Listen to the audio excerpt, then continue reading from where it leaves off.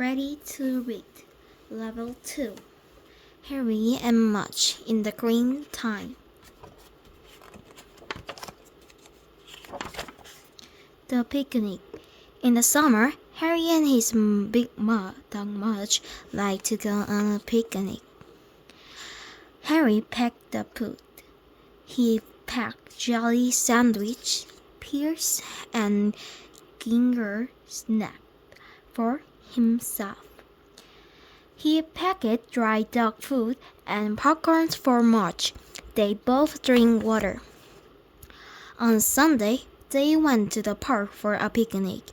Harry put all the food on the picnic table, while Mudge chased some ants under a tree.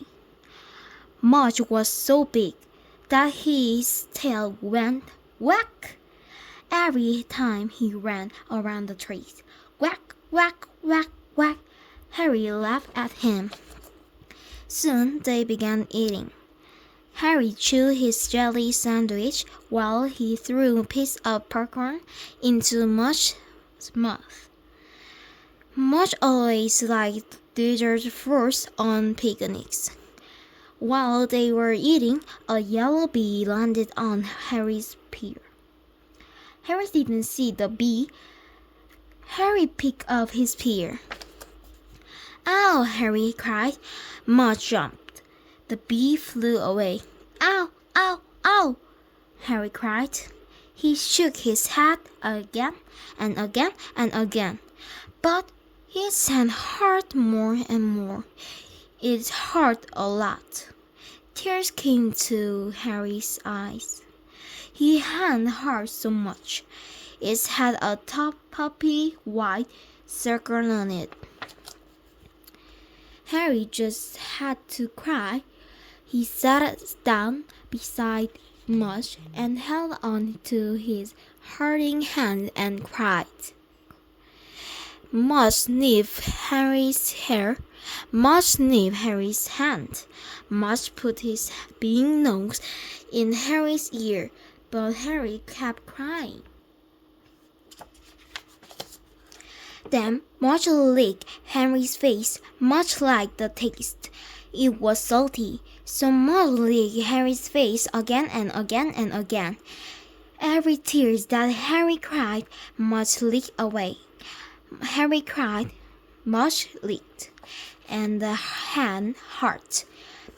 But in a while, the bad hand stopped hurting. Harry stopped crying, and Mudge stopped licking. Harry looked at Mudge and smiled. Harry picked up a ginger snap. He took one bite and gave Mudge the rest. "Thanks," said Harry. Mudge wagged his tail and waited for another cookie. The bath. On hot days, Harry liked to give Mudge a bath.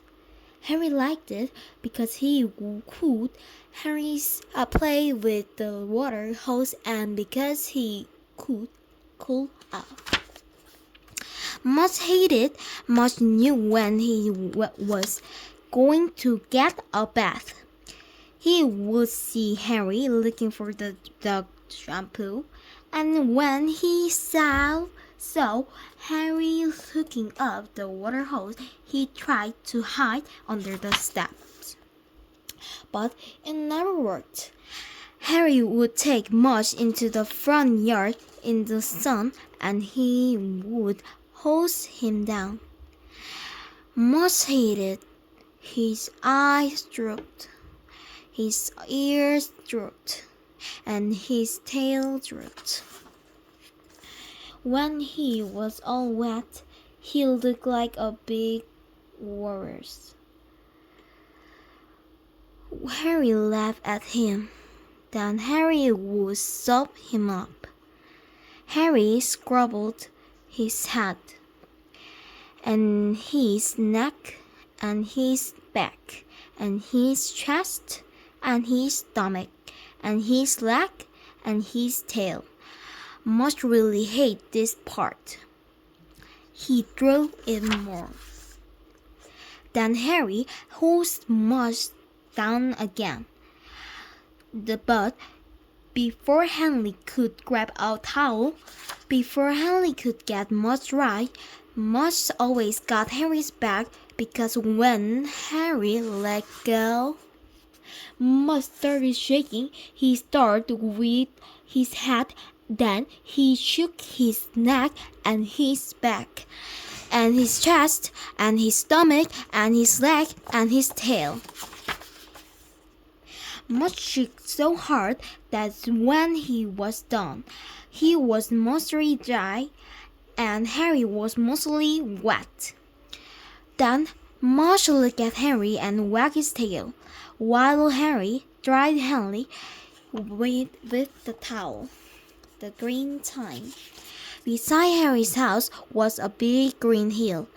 Late on summer day, Harry and Mudge went to the top of the green hill. They looked down. They saw Harry's white house. They saw Harry's blue box. They saw Harry's wooden swing. On top of the green hill, Harry felt big. He felt like a king. He saw his thing below him, and he felt very big. "I am a king of the green hill," Harry said. He looked at the Mudge.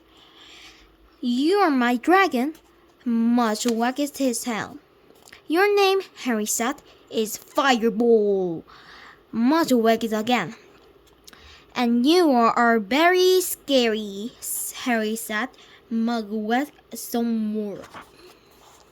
Harry and Mudge marched all over the top of the green hill. They met other kings who had dragons. They chased them away. They met monsters. Harry ate them. They marched and marched till they could march no more. Then they found a magic tree on the green hill. It was a tree for king and dragon who were tired.